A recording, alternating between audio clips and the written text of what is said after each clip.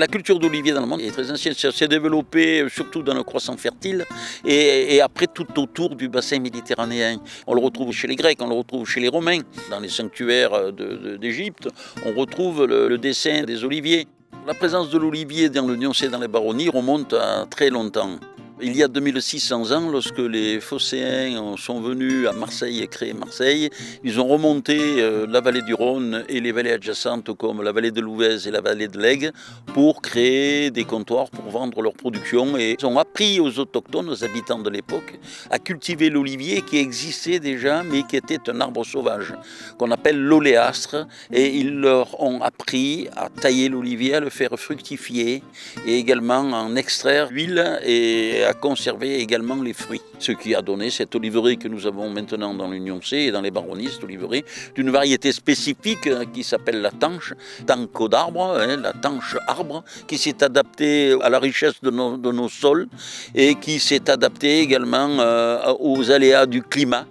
Alors en 1956, il y a eu un hiver très rigoureux. Il y a eu un redout, donc des belles journées ensoleillées, début de février, où la sève est remontée tout naturellement dans les arbres. Et malheureusement, quelques jours après, on a eu un très gros froid et des chutes de neige. La sève a gelé. Les anciens disent qu'ils entendaient gémir les oliviers quand ils éclataient sous la poussée de la sève qui gelait dans les branches. Les conséquences de ce gel, c'était quelque chose d'assez catastrophique, étant donné que nos gens avaient besoin de se nourrir. Ça a commencé à être l'avènement de la vigne et de certaines productions d'arbres fruitiers comme l'abricot et le cerisier. Il y a eu aussi la reconnaissance des bienfaits de l'huile d'olive sur la santé, donc il y a eu un nouvel engouement des consommateurs pour ces huiles de qualité et ça a poussé la profession à demander l'obtention de l'appellation d'origine contrôlée de manière à pouvoir mettre sur le marché un produit sans reproche, un produit naturel, garantissant aux consommateurs l'origine du produit.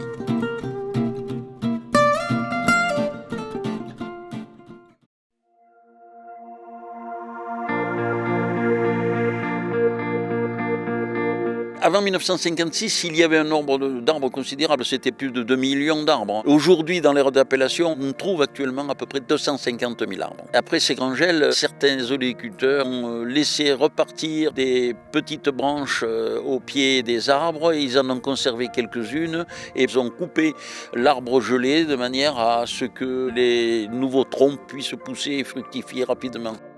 L'olivier tanche est un arbre qui a peu d'hormones mâles. Vous avez des hormones mâles et des hormones femelles dans les fleurs. Et il faut qu'on ait une présence d'hormones mâles plus importante. Les anciens avaient constaté que la variété caillon était une variété qui correspondait bien pour polliniser les arbres tanches.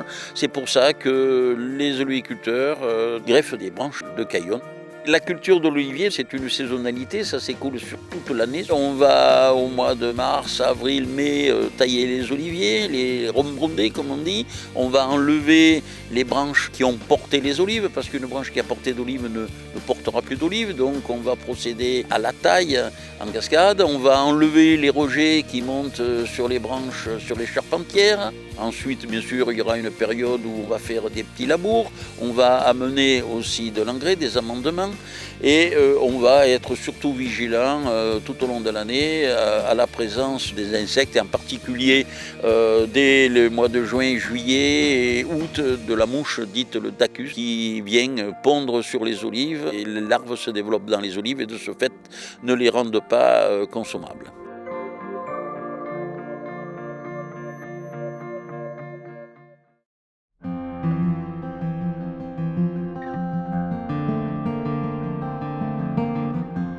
La récolte des olives tanches de notre région s'effectue lorsque le fruit est arrivé à maturité, c'est-à-dire au mois de décembre, janvier. Les fruits ramassés soit à la main, soit avec des petits peignes ou des petits vibreurs. On prend la peine de mettre sur le sol des filets de manière à amortir la chute des olives et on doit prendre certaines précautions pour ne pas altérer et abîmer le fruit. Cette manière de récolte des olives est très ancienne puisqu'on possède au musée de l'Olivier la reproduction d'un tableau qu'on appelle un trumeau qui se trouve dans une maison bourgeoise.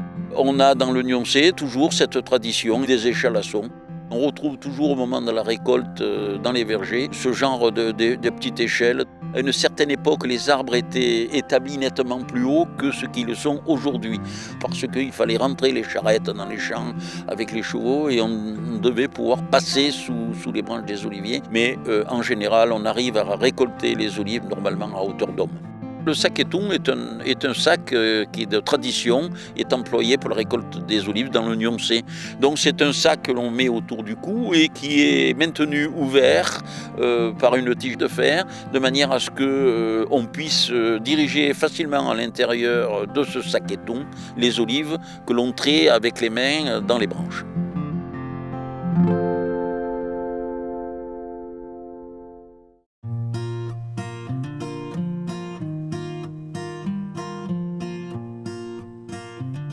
Après la récolte, il fallait calibrer les olives parce que les plus belles olives, on allait les transformer pour la conserve.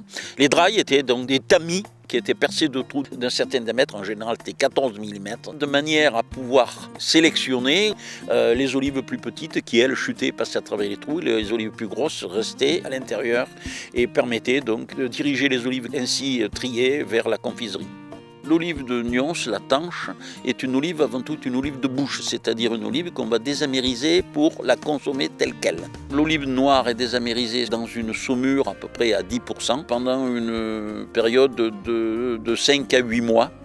Pendant cette période, la saumure petit à petit va pénétrer dans les chairs de l'olive et va désamériser les olives, ce qui les rendra consommables.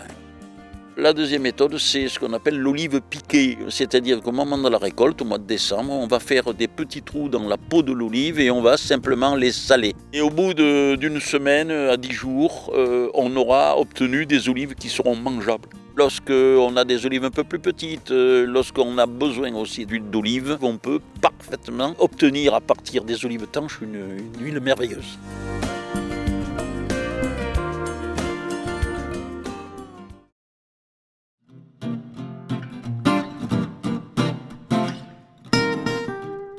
Tout ce matériel nécessaire à la transformation des olives était fabriqué en partie dans le Nyonsé. Nous avions particulièrement un atelier qui s'appelait l'établissement Rau, qui fabriquait des moulins destinés à écraser les olives. Nous avions également sur le rocher sous la chapelle de Bon Secours, nous avions de l'extraction de meules en vue donc d'équiper des moulins pour broyer les olives.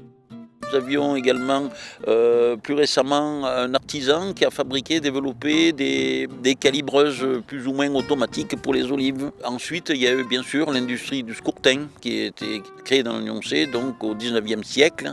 Et nous l'avons toujours, une scourtinerie donc, qui fabriquait des scourtins à base de fibres de noix de coco, qui servait donc pour presser la pâte d'olive pour en extraire l'huile. Cette industrie du scourtin a permis aussi d'équiper de nombreux moulins nyonsais, puis de la région, et également des moulins à l'étranger. Les contenants des olives sont divers. Il y avait donc des estagnons, des contenants en poterie, qu'on appelait les douires, ou des dourgues de différentes formes, et vous en avez de magnifiques modèles qui sont présentés au musée de l'Olivier. D'autres étaient conservés dans les épiceries, dans des gerles en fer blanc, ce qui permettait d'aller acheter l'huile à la mesure, et on emportait, comme on l'achetait à l'époque le lait, on achetait également notre huile au détail.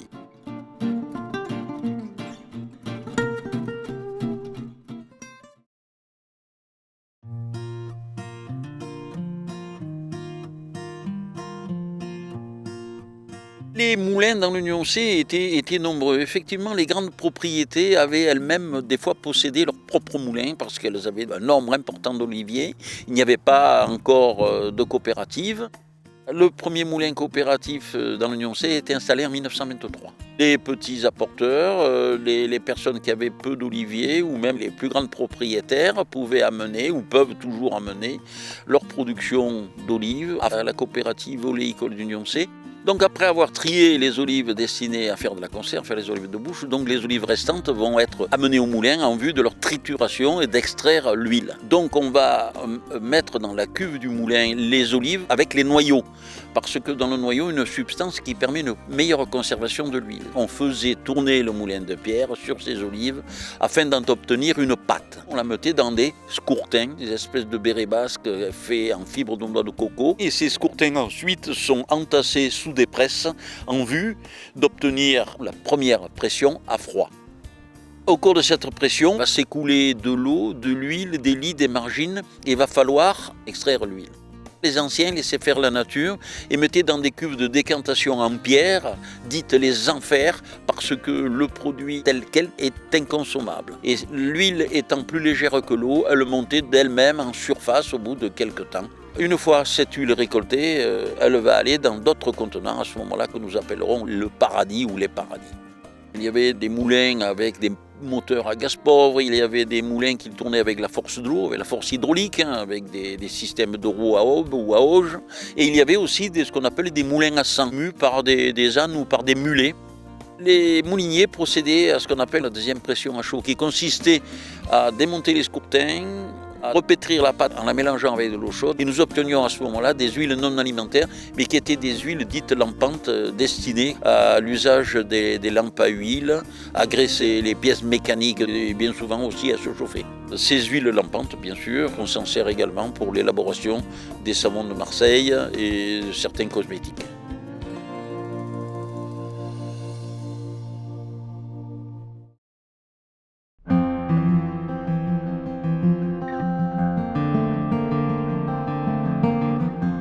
La confrérie des chevaliers a été créée en 1964 par des personnalités locales qui étaient tombés amoureux de l'olivier. Cette confrérie a été créée en vue de faire la promotion de ces produits particuliers que sont les olives de Nyons et les huiles de Nyons. Faire reconnaître dans le monde ces produits, mais également donc les valeurs matérielles et spirituelles que représente cet arbre. L'olivier dans le monde judéo-chrétien a toujours été présent au moment du baptême, au moment de la communion et malheureusement au moment de l'extrême-onction. La colombe aussi qui est revenue avec dans son bec un brin d'olivier pour faire savoir à Noé que la vie avait repris sur terre, donc c'est tout un symbole. La confrérie des chevaliers de l'olivier organise chaque année des fêtes autour de la production de l'arbre roi. Elle organise au mois de février ce qu'on appelle la fête de la licoque. C'est la fête de l'huile nouvelle. C'est une tradition qui consiste à frotter un crouton de pain avec de l'ail et à y mettre de l'huile nouvelle dessus. Et bien sûr, tout ça accompagné des bons vins de la région. Certains l'appellent capoundaillé, mais nous, c'est la licoque. L'ail et la coque de pain. Au mois de juillet, nous organisons aussi une grande fête qui s'appelle les Olivades, donc en l'honneur de la future olivaison, où les visiteurs découvrent ce patrimoine qui parfois leur est inconnu. Ces produits qui sont issus de l'arbre, des olives, les huiles, les pâtes d'olive, les tapenades, tous ces produits excellents issus de la tanche. Une des actions aussi importantes de la confrérie et puis bien sûr des oliviculteurs et de la coopérative et des politiques aussi de la région a été l'obtention en 1994 de l'appellation d'origine contrôlée pour les olives noires de Nyons et pour l'huile de Nyons. C'est la première appellation d'origine contrôlée de France. Notre confrérie a apporté de l'huile au moulin pour l'obtention de cette appellation.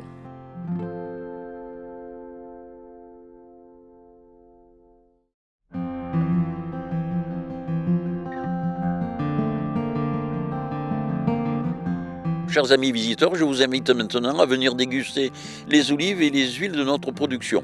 Vous allez déguster des olives obtenues par extrudation. Ce sont des olives qui sont transformées dans un bocal fermé hermétiquement sans adjonction de produits quelconques. Et vous allez ici pouvoir apprécier un pur fruit non altéré par la présence de sel. La deuxième dégustation que nous vous proposons, ce sont les olives à la saumure, donc la méthode traditionnelle du Nyonsais, la méthode la plus traditionnelle qui puisse exister. Nous avons plongé les olives dans une saumure à 10%. La saumure a pénétré petit à petit dans les olives et a opéré à la désamérisation des olives. Vous avez également des huiles d'olive tanches, vierges extra, obtenues par première pression à froid. Ce sont des huiles qui ont une caractéristique au nez de pommes vertes et au goût très beurré, amandes douces et noisettes. Vous verrez que c'est quelque chose de très rond. C'est la particularité donc, de cette huile, une huile faite avec des fruits arrivés à maturité.